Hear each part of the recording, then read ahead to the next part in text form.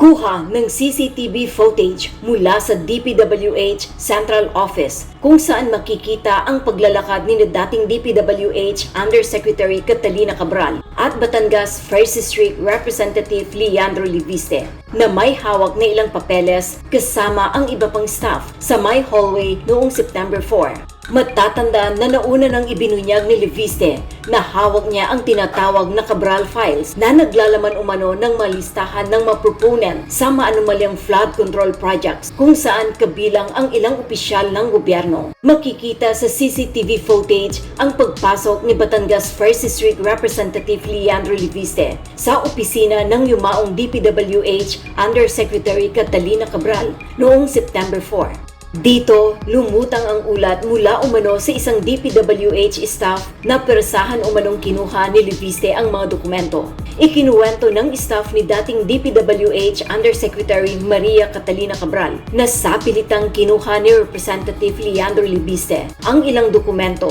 at kinopya ang files mula sa computer ni Cabral at inilipat sa kanyang sariling flash drive noong September 4, 2025. Dahil sa agawan ay nagka-paper pa raw si Catalina Cabral. Nakita po namin sa loob, parang si Kong po, kuha siya ng mga dokumento. Hawak niya po yung phone niya. Tapos binibidyohan niya po lahat ng mga papel. Tapos si ma'am po, parang Kong, huwag naman, ano po bang kailangan niyo, prepare naman na. Tapos that was the time na medyo tumataas na po yung boses ni Kong.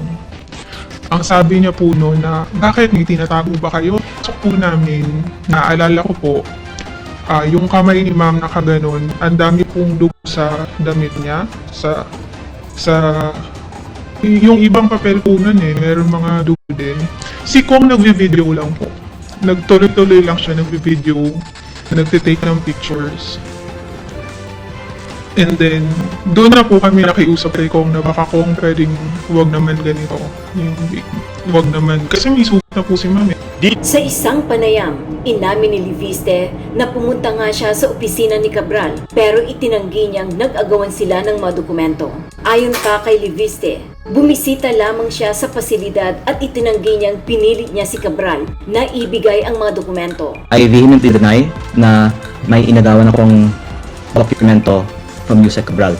At ang tanong ko po, bakit ngayon lang po yung sasabihin kung totoo man yan? May basbas din daw ang pagpunta niya roon mula kay DPWH Secretary Vince Dizon, bagay na itinanggi naman ng kalihim. Si Liviste ay naglalabas ng mga hindi na-verify na dokumento mula umano sa opisina ni Cabral matapos ang kanyang biglaang pagkamatay sa Benguet noong December 18. Posibleng humarap sa ethics complaint si Batangas 1st District Representative Leandro Liviste kaugnay ng umanay paraan ng pagkuha niya ng files ng yumaong dating DPWH Undersecretary Catalina Cabral. Ayon kay Bicol Saro Party List Representative Terry Ridon. Parang sapilitan yung pagkuha po ng mga files mula po sa DPWH office, sa office po ni Undersecretary Cabral, ni Congressman Leandro Liviste. Yung pong mga nagsalita ng mga kawani, pwede yung imbitahan yan doon sa ethics complaint na pwede yung isampa larawan kay Congressman Liviste. Si Secretary Dizon na po mismo nagsabi, twice or thrice flatly denying giving any authority to Congressman Liviste. Samantala, hindi umano itinulak o tumalon, kundi nagpadaos-dos sa bangin si dating DPWH Undersecretary Catalina Cabral, batay sa mga bale at mga 3D scan ng lugar kung saan siya natagpo ang patay, batay sa investigasyon ng PNP. Ayon kay PNP Forensic Group OIC Colonel Perry Paul Carpio, natagpuan ang labi ni Cabral sa pagitan ng 0.2 metro at 0.8 metro mula sa base ng bangin sa kahabaan ng Cannon Road. Base sa sugat sa palad at likod ni Cabral at feet first fall, malaki ang probability na nagpadaos siya. Ani Carpio. Kung tinulak ito, chances are, lalayo pa siya doon. So makikita nyo dito na ang kamay niya, yung palm ng kamay niya, ay may gasgas din po, no? Ang likod, may gasgas din po. So ang laki po ng probabilidad na nagpadaos-dos po talaga siya. Ayon pa kay PNP Carpio, maaaring ang antidepressant na gamot na ininom ni Catalina Cabral ang nag-trigger ng increased thoughts and behavior. Primary actions po ng antipsychotics or antidepressant is pinapakalma po niya yung tao. So, parang mas madaling magkaroon ng decision making. Usually, nagkakaroon nga ito sila ng suicidal behavior. No? That's why it is regulated. Kinwestiyon ng Malacanang kung paano nakuha ni Batangas 1st District Representative Leandro Leviste ang tinatawag na Cabral Files. Ayon kay Palace Press Officer Undersecretary Claire Castro, dapat nang imbestigahan ang nasabing insidente, lalo't mismong si Department of Public Works and Highway Secretary Vince Dizon ang nagsabi na hindi naman siya nagbigay ng authorization. Nakuhaan niya ni Leviste ang naturang dokumento mula sa staff ng yumaong DPWH Undersecretary Maria Catalina Cabral kaugnay ng balitang yan. Makausap natin sa linya ng telepono si Undersecretary Claire Castro. Magandang hapon po, Yusek Claire. Welcome po sa Arangkada Balita. Yes, good evening. Good evening sa inyo lahat at sa lahat na nakikinig at nanonood sa inyong programa. Good evening. Yes, Yusek Claire, una-una, talagang itong Cabral Files na ito, talagang mainit na usapan ngayon.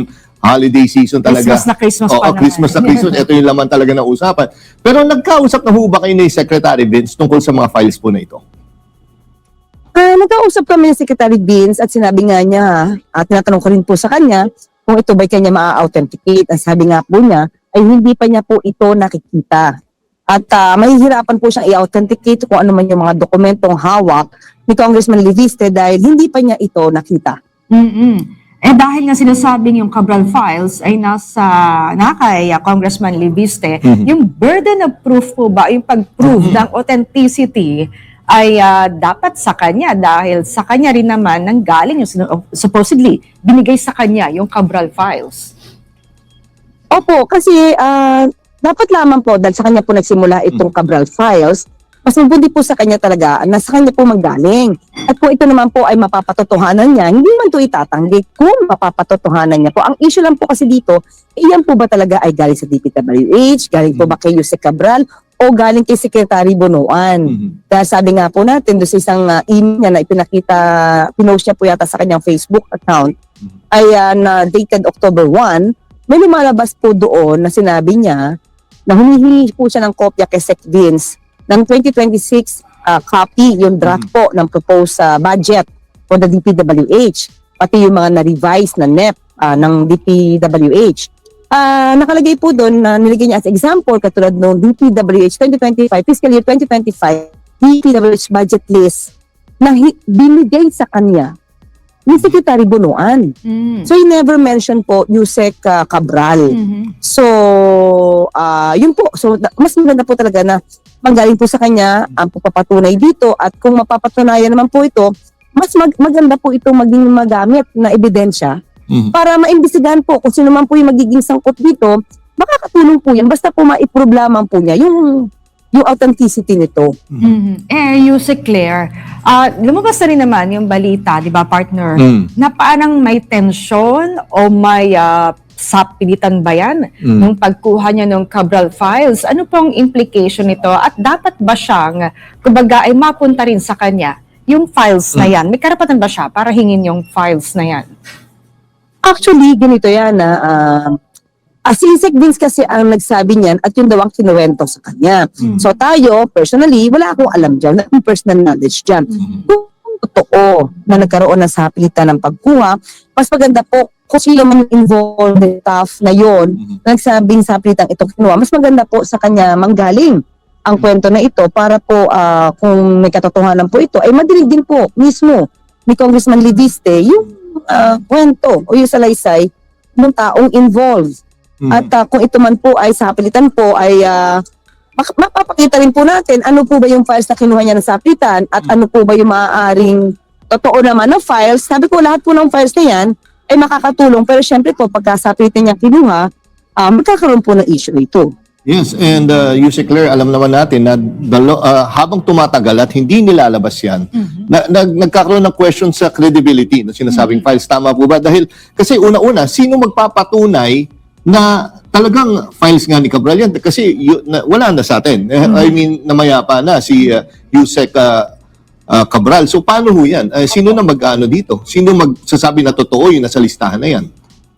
Opo, since ibinigay na po lahat, computer files, documents, ni Yusek Cabral, binigay na po ng DPWH sa ombudsman at nagsalita na rin po ang assistant ombudsman na si Nico Clavano na sila na po ang mag-a-assess at yung mga secondary evidence nga daw po na maaari na Microsoft lang at maaari ma-edit or Excel, ma-edit, hindi nila maituturing ito na conclusive.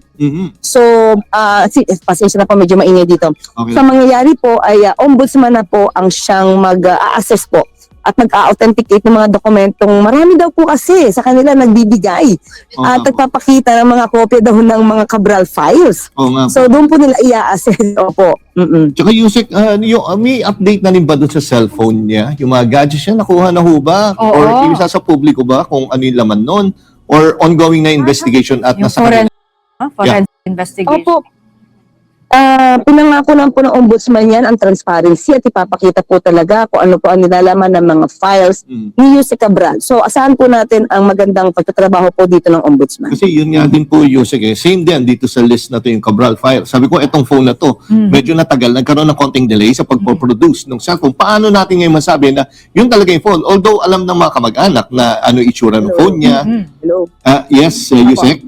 Opo. Yun po yung tanong ko rin po. Meron pong Opo, ang ombudsman naman po ay may mga skilled na mga may mga experts po dyan, patungkol po dyan para malaman po natin talaga yung ano po magkakaroon po itong mga yan, forensic ng mga computer para po malaman talaga yung nilalaman niya. Okay. And then ihabol ko na rin to, Yusek, no, yung nangyari sa ICI kasi nag-resign na rin po si Commissioner Fajardo. Ano na ho ang mangyayari dito? Ano na plano? Kasi maraming sabi, naku, wala na. Naubos na yung tao. Naku, hindi po. Kahit po sa ngayon ay umalis na po at nag-resign na po si ICI Commissioner Fajardo at saka po si Secretary. So, tuloy pa rin po ang pag-iimbestiga. At huwag po silang mawalan ng pag-asa. Huwag po silang isipin na po, hindi na matutuloy yung pag-iimbestiga. Sinimulan po ito ng Pangulo. Sabi po niya, sinimulan niya po ito at siya po ang magtatapos ito. Tuloy-tuloy pa rin po ang pag-iimbestiga. Hindi po magkakaroon ng pagpepreno. No? Yung enthusiasm na mapanagot, ang dapat na mapanagot, ay nananatili pa rin po. Nanangako din naman po ang ombudsman at ang DOJ na tuloy-tuloy po ang pag-iimbestiga nila. Hinihintay na naman po natin kasi kung maipapasa po yung batas para po mag-create po ng independent commission. Bilin lamang po ng Pangulo during the LEDAC ay wag sanang magkaroon ng pagdodoble-doble ng trabaho at kumbaga yung jurisdiction ay mag-overlap na sa ombudsman at sa DOJ. So, habang wala pa yung independent commission, ay tuloy pa rin ang trabaho ng ICI. Hindi ito ititiklop. Kasi may sinasabi, partner, di ba na sa Pebrero, posibleng mag-fold up na tong ICI. Sa ngayon po, wala pong ganong impormasyon na ibinibigay sa atin. Tuloy-tuloy pa rin po ang pag-iimbestiga at maliban po dyan, mabilis pa rin po nag-iimbestiga at tutok din po ang ombudsman at ang DOJ. Ano nga pala reaction po ni Pangulong BBM doon sa naging statement po ni Vice President Sara Duterte doon sa pagbati dapat na hindi daw niya babatiin? Parang ganun po. Sa Pangulo po, kahit ano po ang ibato sa kanya, negatibo, hindi naman po yan na mag-react ng violent. Hindi siya magbibigay na anumang violent reaction. Wala po sa Pangulo yan. Parang nonchalant. Okay lang po. Sa buhay niya. Mahalaga sa Pangulo, mahal sa buhay niya, nadyadyan, at yung mga kaibigan niya. Kung hindi siya babatiin, I think hindi naman siya maapektuhan. Trabaho lang ang Pangulo. Oo nga. Mga kabunyog, ayon kay Yusek Claire Castro, tagapagsalita ng Malacanang,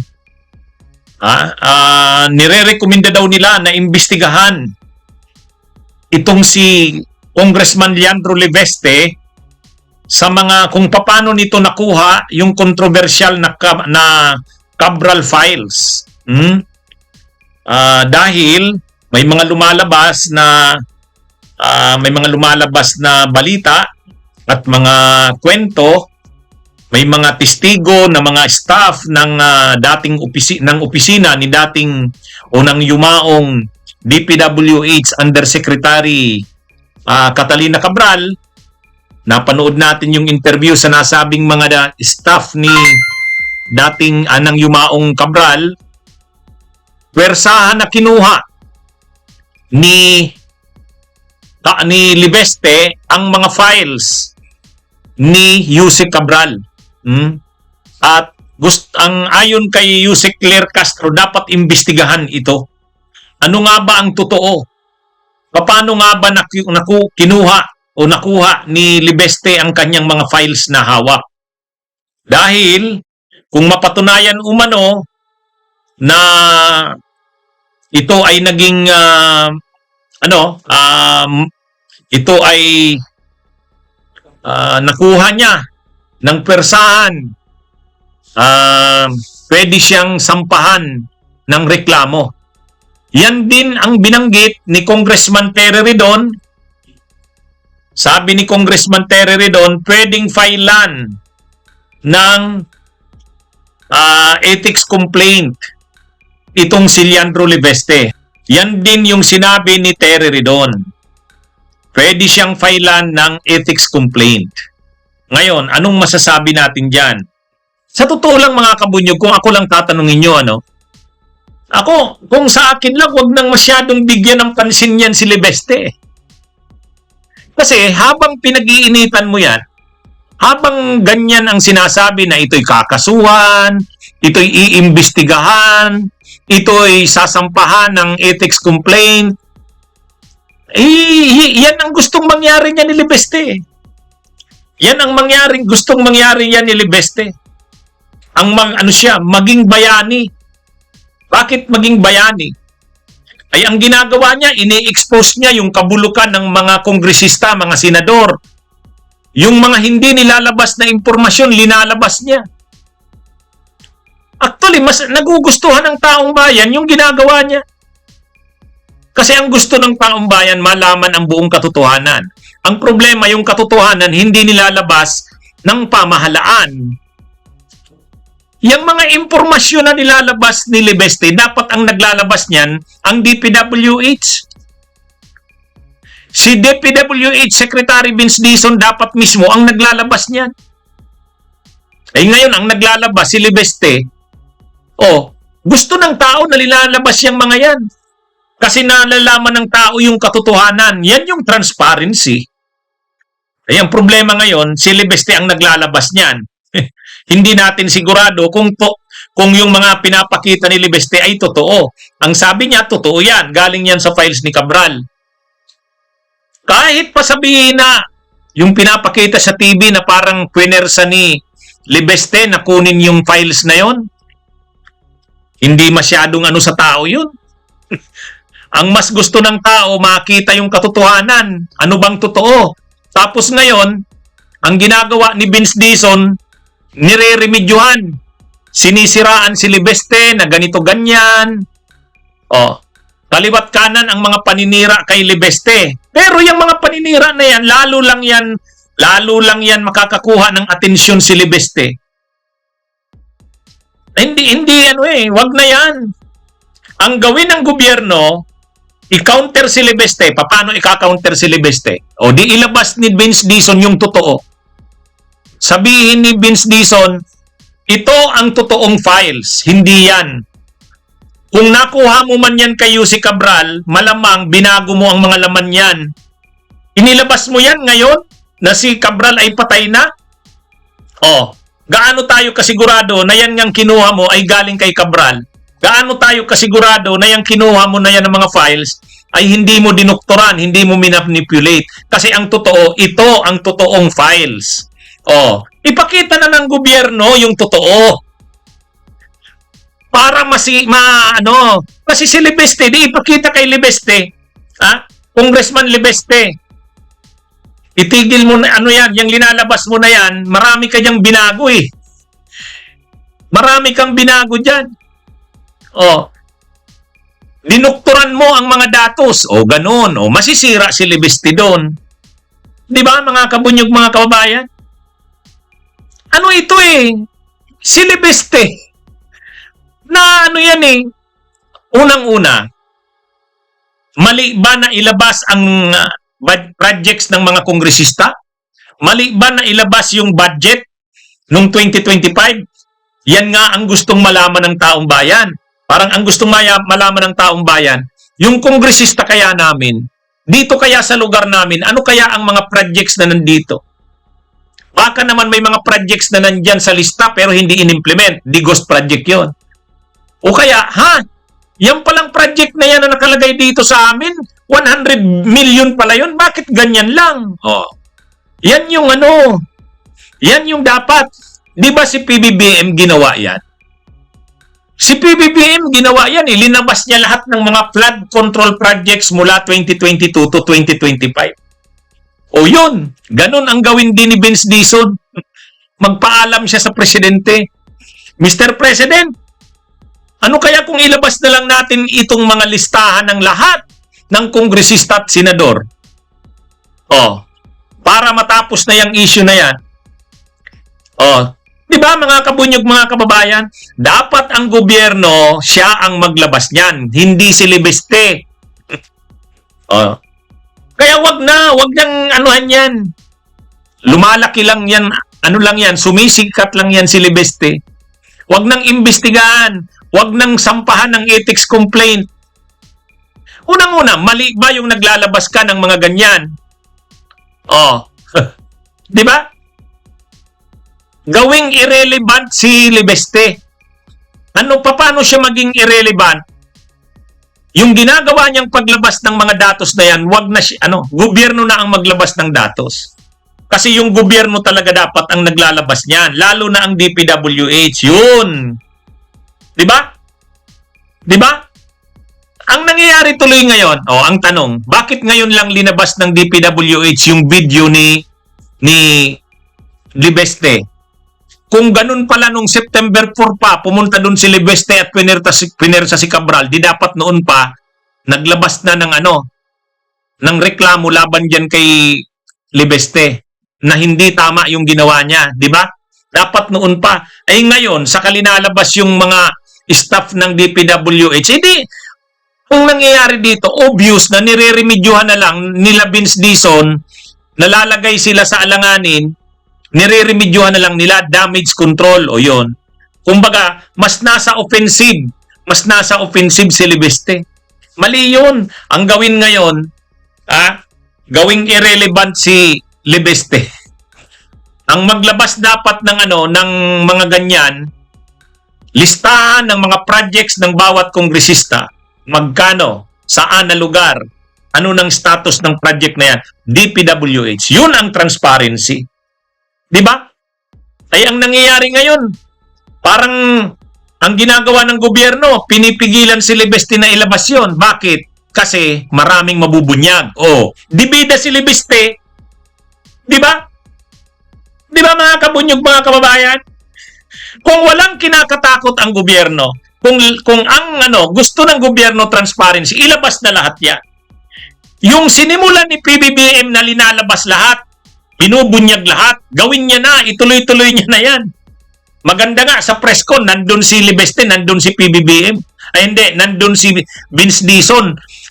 Nandun si Yussi Claire Castro, nandun si PBBM, nandun si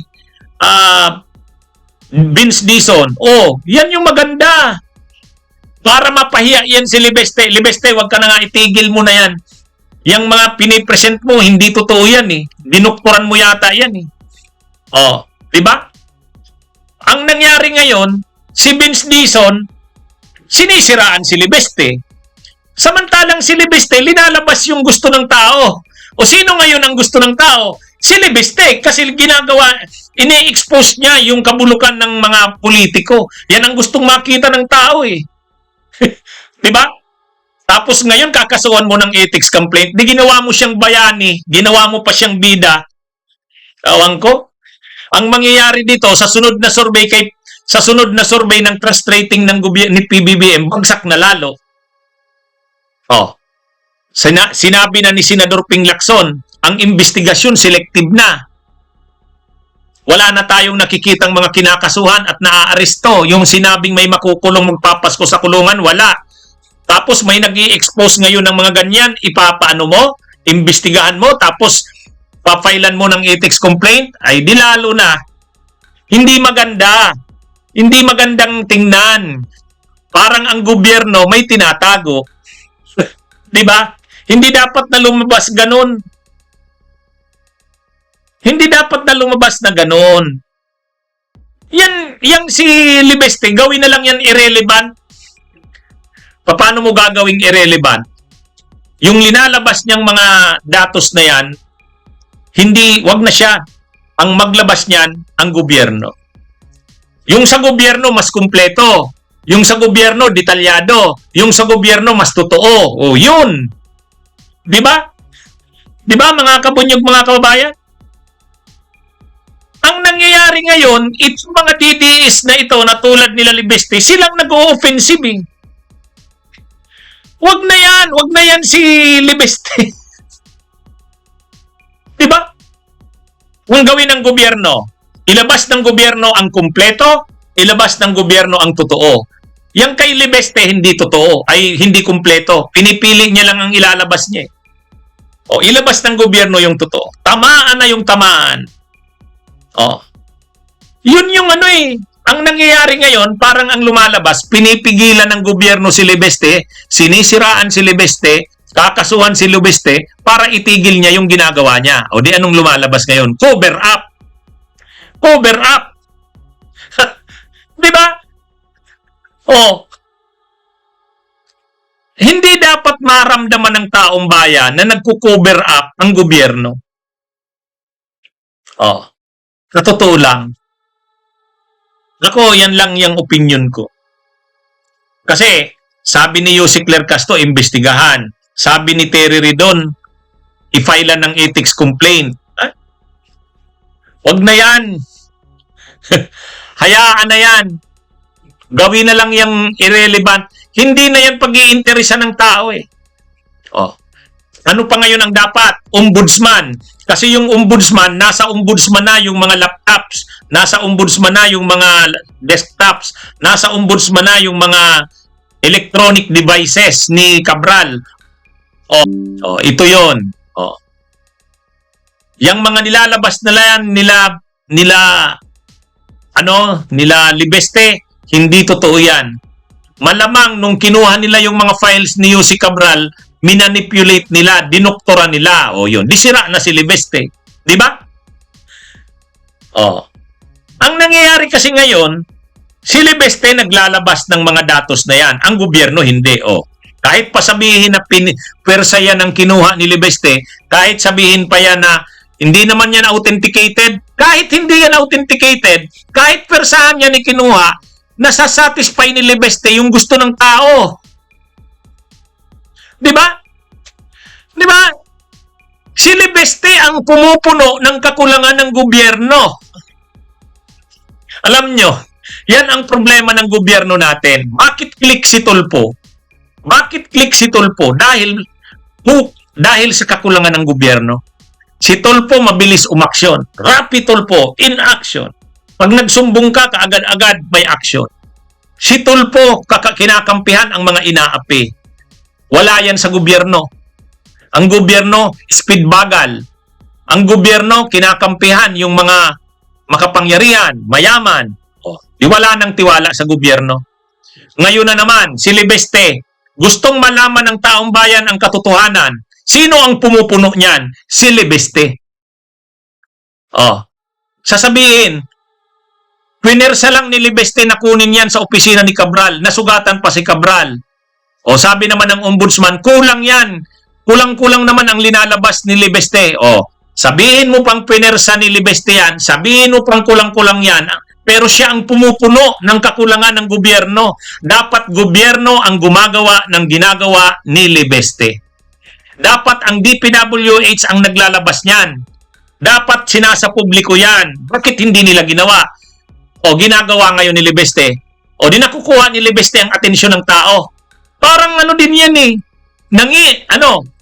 Nagiging epektibo ang mga katulad ni Libeste na mga Duterte dahil yung mga nasa gobyerno na dapat gumawa niyan, hindi ginagawa yung dapat. Di ba? Ano bang dapat ginagawa sana ng DPWH? Linalabas ang kumpletong listahan ng lahat ng proyekto ng mga politiko. Yun. batay sa programa ni PBBM na lahat ng sangkot dapat managot. Batay sa patakaran ni PBBM na isa publiko ang lahat, transparency, pinapaalam at pinapakita ng gobyerno. Ito ang project ng congressman ninyo. Ito ang budget na hinawakan niya. Oh. 'Di ba? Tapos ngayon ang gagawin mo, iimbestigahan mo si Libeste. Ang gagawin mo ngayon, kakasuhan mo ng ethics complaint. Nilalong naging bida yan. 'Di ba? 'Di ba, mga kabunyog? Ang mga Pilipino pa naman, ang hanap niyan, mga tulad niyan, ni Libeste, kampi ng mga inaapi, naglalabas ng mga ng katotohanan. O, 'di ba, ganun yan eh. Tapos sasabihin nyo, ano yan, pinersa yan ni, kinuha niya yan kay Cabral, nasugatan pa si Cabral. Ay, wala, hindi na yan masyadong nagmamatter sa tao. Pangalawa, kulang-kulang daw ang linalabas ni Libeste. Ay, kahit kulang-kulang, ang importante naglalabas. Kayong nakakaalam ng kumpleto, kayong may hawak ng kumpleto, bakit hindi nyo linalabas? Ha? Oh. Di ba? Ganun lang yan eh. Ganun lang yan. Alam nyo, ang mga kongresista at ang mga senador, may immunity yan. Ang mga senador at kung mga kongresista, may parliamentary immunity yan. Kapag naglalabas sila ng mga impormasyon, kahit mali yung linabas nila, hindi mo yan pwedeng sasabihin nila naman nila yan. Hindi. Ang akala ko, tama ito eh. May parliamentary immunity yan. Wala silang immunity from arrest. Pero may parliamentary immunity yan. Ang immunity niyan, kahit nagkakamali sila sa sinasabi nila, hindi mo yan pwedeng kasuhan. Ganyan yan. Kaya nga, di ba, mahilig yan na privilege speech. Kasi alam nila, yung privilege speech nila, kahit may inaakusahan sila at wala silang ebidensya, hindi mo sila pwedeng kasuhan. Privilege speech, yan? Parliamentary immunity yan. Hindi. Ano yan, mga kabunyog? Ang mga kongresista at senador, wala yang immunity from suit. Pero may parliamentary immunity yan. May parliamentary privilege yan. Yung privilege nila sa kanilang mga sinasabi. Ha? Hindi mo yan, kung nagkamali ang kongresista sa sinabi niya at senador, kung may inaakusahan siya na yung pala hindi naman totoo, ano yun? Hindi mo siya pwedeng kasuhan sa ganyan. Kaya di ba nakikita nyo kapag nagsasalita ang mga kongresista at senador, walang kinakatakutan? Kasi may immunity sila, ay may parliamentary privilege silang na ganyan. Ganyan yan, mga kabunyog. Hindi sila immune from suit.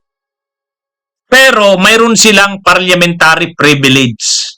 Kaya nga pag sinabi nilang privilege speech, paano kung kinalaunan mapatunayan na yung sinabi nila hindi totoo? Pwede mo silang kasuhan? Hindi. Hindi yan. Hindi, sa totoo lang, nasa konstitusyon yan. Abogado ako, kaya matatapang ang mga kongresista at senador. Yan. Yung kay Barsaga, pwede. Yung kay Barsaga, ayun naman, ano naman yun? Inciting to sedition na yun. Ha? Anyway, yan mga kabunyog. Gawin na lang ng gobyerno ang trabaho nito. Gawin na lang ng gobyerno ang trabaho. Ha? Ang gumagawa kasi ng trabaho ng gobyerno, si Libeste. Ngayon, sasabihin nyo sa akin, DDS na naman ako. Ha? Anyway, yan mga kabunyog, mga kababayan. Ngayon, nasaan na ngayon si Vince Dizon? Hindi na nagsasalita. Kahit nga si Ted Pailo, napansin na rin eh. Tahimik na si Vince Dizon.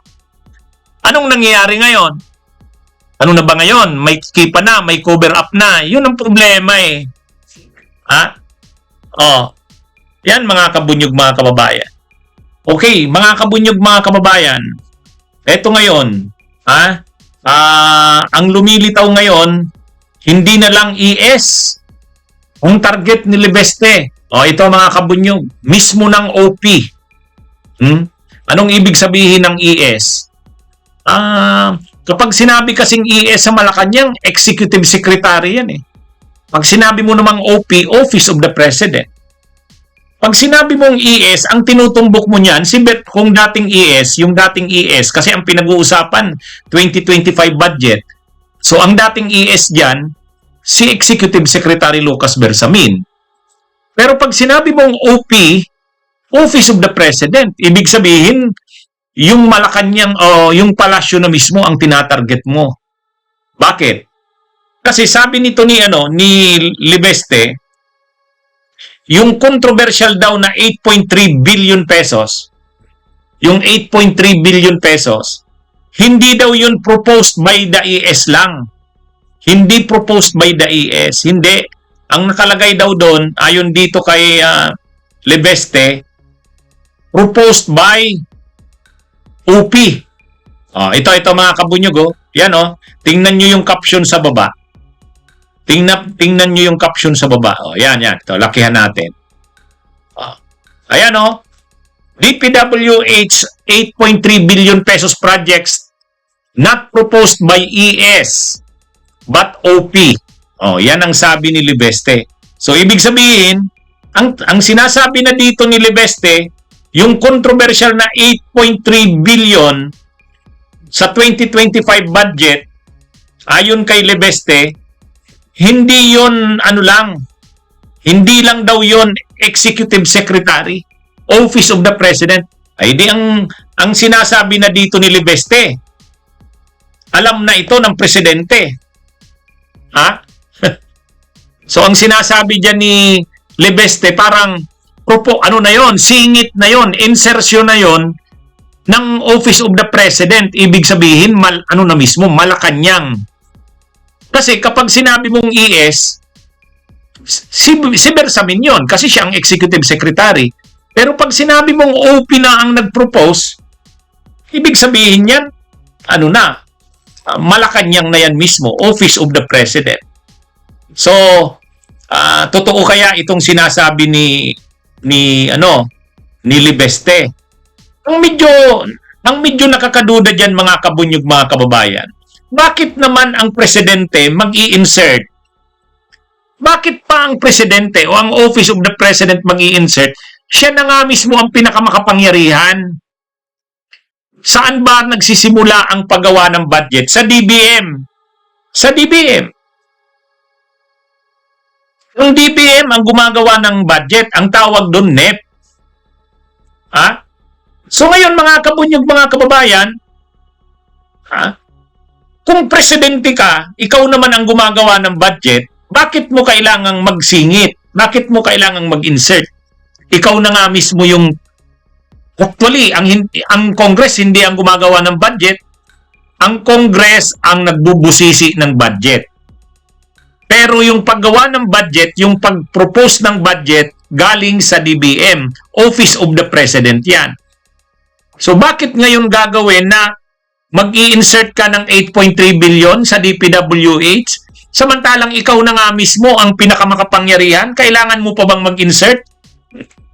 Medyo medyo questionable ito. Talagang ang lumilitaw dito, ang gusto ng siraan ni Libeste, hindi na lang si Lucas Bersamin, hindi na lang ES, mismo ng presidente, kasi OP na yan eh. Nabubunyag dito, nare-reveal dito, lumalabas dito, na ang talagang gustong punteryahin ni Libeste ay ang presidente mismo, OP, Office of the President, hindi lang si Bersamin. Di ba, mga kabunyog, mga kababayan? Hindi ko to gawa-gawa. Yan The Big Story, 1PH, projects proposed by OP. Bakit projects proposed by OP? Kasi ang sinasabi nga nito ni Libeste, ang nag-propose daw nung 8.3, nakalagay daw doon sa files, hindi naman ES lang, OP. Ito yung mas kumpletong text. Basahin ko Basahin ko mga kabunyog, mga kababayan. Yan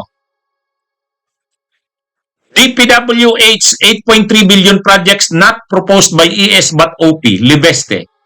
Batangas Representative Leandro Libeste clarified that the proponent of 8.3 billion pesos in Department of Public Works and Highways budget ay projects listed under the 2025 General Appropriations Act is not ES but OP. However, Libeste did not specify the identity of OP. Ay alam naman natin pag ginagamit mo ang term na OP, ibig sabihin yan, Office of the President yan. Pag sinabi mong ES, Executive Secretary. Dati kasi, ang pinupunterya ni Libeste, ang proponent daw ng ng 8.3 billion pesos sa DPWH ay ES. Yan din ang lumabas sa Billionaire News Channel. ES. Eh ngayon, ang sinasabi na ni Libeste, hindi daw ES lang, OP. Masyado na tong si Libeste. Ha? So, malinaw dito mga kabunyog, itong si Libeste, pakawala talaga ito ng kampo ng Duterte. Unang-una, alam naman nating pro-Duterte itong si Libeste. Ha? Habang tumatagal, pabago-bago siya ng deklarasyon. At ngayon naman, ang sinasabi niya na hindi na ES ang may proposal o ang proponent ng 8.3 billion ng DPWH projects na yon na binabanggit nila ay hindi ES kundi OP. So hindi na si Executive Secretary Lucas Bersamin ang pinupunteryan niya diyan. Presidente na yan. OP na yan eh. Kaya lang, yun na nga, ang punto natin, bakit naman kailangan pa ng Office of the President na mag-insert? Kasi insertion na yan eh. Ang pinag-uusapan natin dito, insertion eh. Bakit naman mag-i-insert ang Office of the President? Presidente ka nga eh. Unang-una, ikaw yung naglalagay talaga ng mga laman ng budget. Ikaw yung lahat ng laman ng project yung NEP, yung National Expenditure Program, nag-i-emanate yan o nagsisimula yan sa DBM, Office of the President. Kaya kung ang Office of the President ay may gustong ilagay sa budget, sa simula't simula pa lang nakalagay na yan doon. Kaya ano na ito mga kabunyog mga kawan, ang malinaw dito, tinatarget na ni Libeste, pinapanagot niya na dito ang OP. Hindi na lang si Executive Secretary Lucas Bersamin. Dati kasi, pag sinasabing 8.3 billion na insertions sa 2025 budget, ES Bersamin, ES ang pinag-uusapan. Ngayon, nagpa-interview na naman si Libeste, hindi daw yun ES, OP yun. Oh. So ngayon, kaya mga kabunyog mga kababayan, pinupunperya na niya ngayon ang Office of the President na mismo. Shout out sa mga kabunyog natin sa Barcelona, Spain. Shout out kabunyog Raymar Caballes ha. Namimiss ko yung Barcelona, Spain. Napakasaya ng pagpunta ko dyan. Kumusta kayo? Happy New Year sa inyo, mga kabunyog dyan sa Barcelona, Spain. Kaya ito, sa simula't simula pa, alam naman natin na may agenda talaga itong si Libeste. Ang agenda talaga nito, siraan ang administrasyon ni PBBM. At ngayon, nakikita na natin yan dahil hindi na nga lang si ES Bersamin ang tinatarget niya o pinupunterya niya. OP na daw eh, OP. The Office of the President, mga kabunyog, mga kababayan. Anyway, abangan natin pagpasok ng 2026 kung anong mangyayari dito. Ang dapat talagang gawin dito, ako, ang inaano ko dito, yung nang tinatalakay ko tong issue na to, dapat kasi dyan kay Bersamin, ay kay Libeste, ilabas na ng DPWH yung kumpletong listahan ng mga projects ng at sinong proponent. Yun na. Kasi pag ang gobyerno na ang naglabas niyan, DPWH, wala na yan si Libeste. Kaya lang naman yan na pag-uusapan dahil interesado ang taong bayan malaman. Ano-ano ba yung mga projects ng mga kongresista? magkano, saan-saang lugar yun naka-propose. Ang ano kasi, ang DPWH hindi transparent hindi linalabas ng DPWH. Ito ngayon si Libeste ang naglalabas. Ang problema dito kay Libeste, hindi naman totoong honest to goodness ito na anti-corruption, may agenda to May agenda ito, DDS ito ang agenda nito, siraan talaga yung administrasyon, lalo na ang Malacanang. At ito na nga ngayon, lumalabas na ang totoong kulay. Ang tinuturo niya na ngayon na pasimuno ng insertions, hindi na lang si E.S. Bersamin, kundi OP na mismo. Di ba? OP na Ang pinupunterya niya, Office of the President na Ano ito, mga kabunyog, mga kawan? Pero, kapag ang Malacanang, ang gawin na dito, si PBBM, orderan na si Vince Dizon. Secretary Vince Dizon, ilabas mo na kasi. Ilabas mo na yung mga na yan. Masyado ng controversial yung files na yan. Ilabas mo yung totoong files para makita ng taong bayan. Di ba si PBBM ginawa yan? Si PBBM, linabas niya yung kumpletong listahan ng mga contract ng mga projects. Yung mga flood control projects mula 2022 to 2025, nilabas ni PBBM yun. Nasa government website yun, nag-create ng parang website o portal. Nandun yung mga contractors at nandun kung magkanong amount. Di ba maganda yung ginawa na yun? Bakit hindi gawin yan ng DPWH? Sa utos na ng presidente para matigil na itong si Libeste.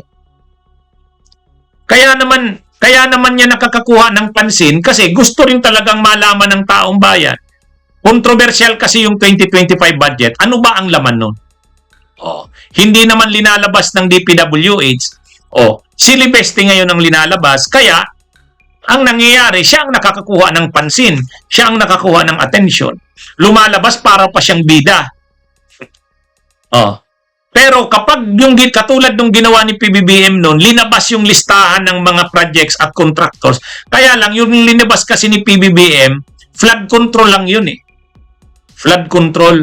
At saka lang yun, 2022 to 2025. Ang dapat na ilabas ng DPWH, lahat ng projects para malaman talaga ng taong bayan. Mga kabunyog, mga kababayan. Kaya ito ngayon, nakita ko ang sinasabi na ni Libeste, Office of the President ang nag-propose nun. Hindi niya sinabing Office of the President, OP. Nung tinanong siya, anong ibig mong sabihin ng OP? Ayaw niya daw sabihin, pero ang pagkakaalam daw sa OP, Office of the President. Di malinaw, ang presidente na ang tinatarget niya dito, pinupunteriya niya. Para talaga yan mapahiya yan si Libeste, ilabas na ng gobyerno yung totoong lista. Ang gobyerno naman talaga ang dapat maglabas ng lista na yan. Kasi yung kay Libeste na yan, hindi naman authenticated, hindi verified. Pero pag ang gobyerno na ang naglabas, si Secretary Vince Dizon na, totoo yan kasi galing sa gobyerno Kaya lang, ano ba kasing tinatago? Dapat ipakita ni Secretary Vince Dizon walang tinatago ang gobyerno. Kaya handa ang gobyernong ilabas. Yan yung dapat gawin. Mag-subscribe at i-click ang notification bell para sa mga susunod na video updates. Maraming salamat po.